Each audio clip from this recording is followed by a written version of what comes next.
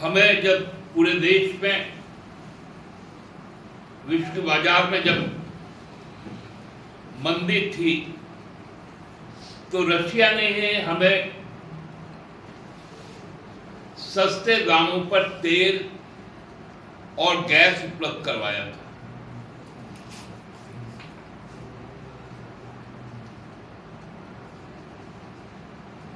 हमने उनकी भी नहीं सुनी, लेकिन ट्रंप की सुनी।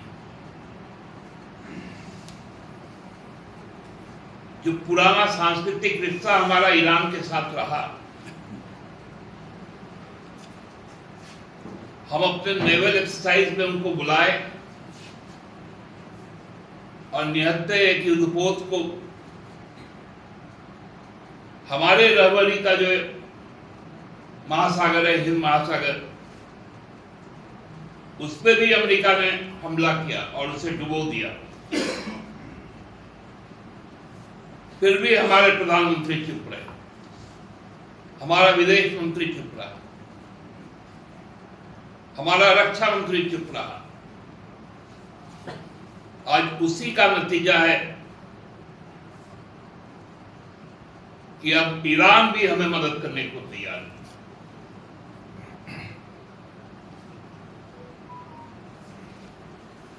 बेंगलोर से जो खबर आ रही है अत्यंत भयावह। 100% फूड रेस्टोरेंट्स एंड होटल्स को शट डाउन कर दिया गया। उस तरह मुंबई, दिल्ली, कलकत्ता, हैदराबाद, चेन्नई जैसे महानगरों में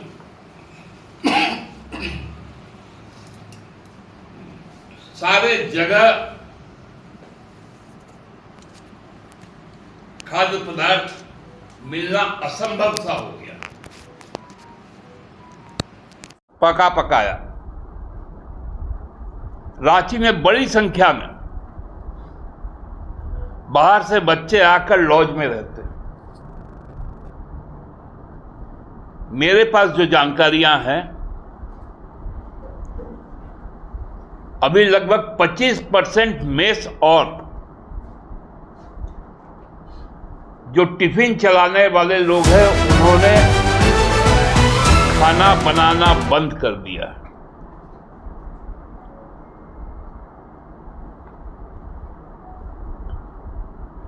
इतना तक कि जो नाश्ता का बड़ा अच्छा जॉइंट्स था चौक चौराहों पर, वहां पर भी सुबह का नाश्ता आज बहुत कम मिला। देखिए, एलपीजी, सीएनजी और पेट्रोलियम, ये राज्य सरकार के हाथ में कुछ भी नहीं है।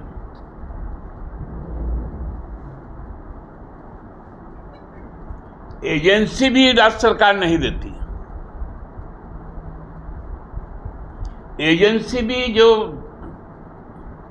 इंडियन अंडरटेकिंग जो है, Indian oil, HPCL, BPCL, Bharat petroleum, ये सरकारी उपक्रम है। साथ साथ जो रिलायंस है, जो नायरा है, वो प्राइवेट है। जो इंडस्ट्रियल गैस है, कई इंडस्ट्रीज बंद हो जा रहे हैं, चाहे वो डिंडले हो, प्लेक्सियर हो, वो इंडस्ट्रियल गैस भी खत्म होते जा रहा है। यह महासंकट हमारे अबूझता के कारण हुआ, क्योंकि दुनिया हम पे शक की निगाह से देख रहा है कि हमारे प्रधानमंत्री इजराइल से लौटे और 24 घंटे के अंदर हमला शुरू हो गया। यह हमारे क्रेडिबिलिटी पर सवाल उठता है कि हमारे यहां आया हुआ हमारा अतिथि मेरे घर से निकलते ही वो मारा जाता है। दुनिया के नजरों में हम गिरे हैं। ये हमारे लिए शर्म की बात है। और इस संकट के लिए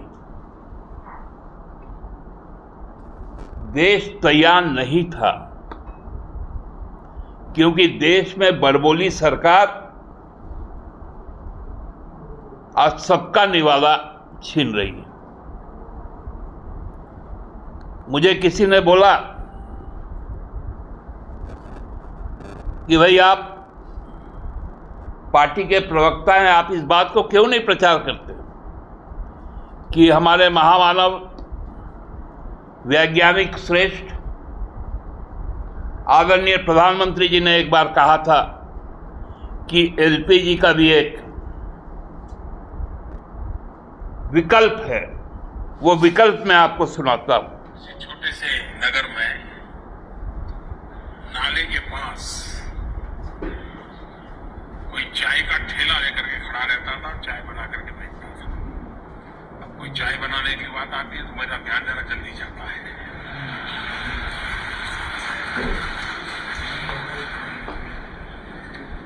और वहीं पर उनके एक नाली, गंदी नाली जलती थी। अब इसके दिमाग में कोई विचार आया, उसने उस नाली में, स्वाभाविक है गंदी नाली होती है, वहां गैस भी निकलता है तो कभी दुर्गंध आती थी। उसने एक छोटी सी बर्तन को उल्टा करके उसमें छेद करके एक पाइप डाल दी और जो गटर से गैस निकलता था वो पाइपलाइन से उसके अपने चाय के ठेले में ले लिया और वो चाय बनाने के लिए उसी गैस का उपयोग करके चाय बनाता था। सिंपल सी टेक्नोलॉजी, यानी कैसे उपयोग होता है। वैसे चाय वालों का काम ये ज्यादा रहता है। तो ये सिंपल टेक्नोलॉजी आज जरूरत हो गई है हर भारतवासी कि अब हर रसोई गंदी बजबजाती नालों के बगल में स्थापित हो जाए और वहां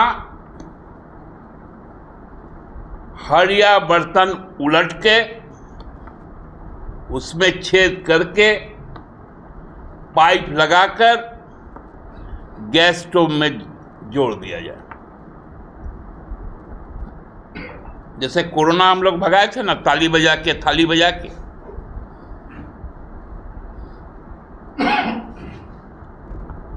अब नाली का गैस, बायोगैस तो हम लोग सुने थे,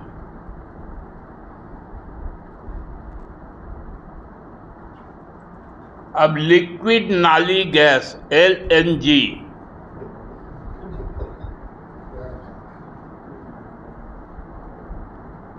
अब LNG का वितरण हरदीप पुरी जी और प्रधानमंत्री मोदी जी सुनिश्चित कर दें, ये मांग हम करते हैं। नहीं तो नहीं चल सकता है। यदि जो संकेत मिल रहे हैं, ईरान के नेतृत्व द्वारा कहा जा रहा है कि हम 6 महीने तक लड़ेंगे खुले तौर पे,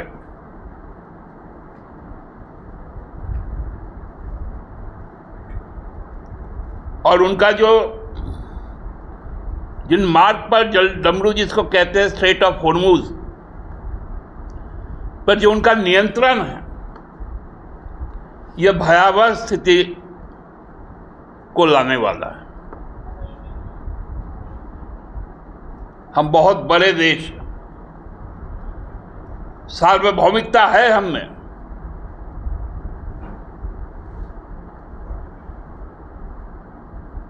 माननीय प्रधानमंत्री जी को जैसे हम लोग बादल के पीछे से मिसाइल ले जाकर कोई रडार नहीं पकड़ पाता था बादल के कारण, उसी तरह कोई ऐसा तार बिछाकर अमेरिका के राष्ट्रपति और इजराइल के राष्ट्रपति को कहना है कि अपने दम के लिए दुनिया को भूखे मत मारो।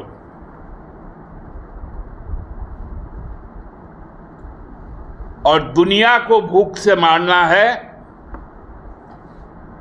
तो फिर प्रधानमंत्री जी भी तय कर लें, इस देश के लोग अब आपके आतंक के चलते, आपके खुशी के चलते अब सह नहीं सकते, और त्योहार, पर्व, शादी ब्याह के समय ये मुश्किल हालत लोगों को बहुत ही गुस्से में ला देगी। इसको संभालने का त्वरित जो भी वैकल्पिक उपाय, वो उपाय सुनिश्चित करें। धन्यवाद।